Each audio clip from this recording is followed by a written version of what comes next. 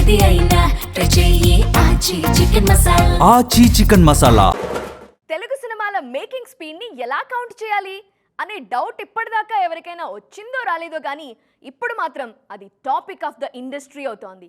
మొన్నటి దాకా స్పీడ్ విషయంలో మన దర్శకుల్ని ఒకరినొకరితో పోల్చి చూసుకునేవాళ్ళం. ఇప్పుడు పొరుగు ఇండస్ట్రీతో పోలికలు మొదలయ్యాయా?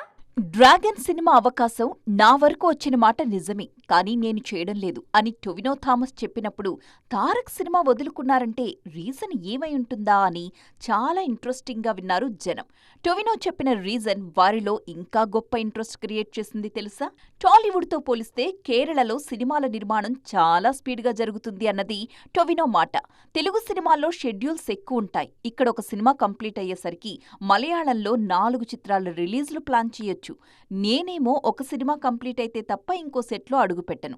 అందుకే డ్రాగన్ ని మిస్ అయ్యాను అని ఓపెన్ అయ్యారు టొవినో. కెరియర్లో మరో మెట్టుకెదగాలంటే ఈ మాత్రం సాక్రిఫైస్ తప్పదా?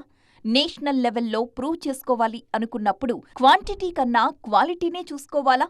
పృథ్వీరాజ్ లాంటి వాళ్లు క్వాలిటీ కోటేసి మన సినిమాల్లో యాక్ట్ చేస్తున్నారా అనే డిస్కషన్ మొదలైంది.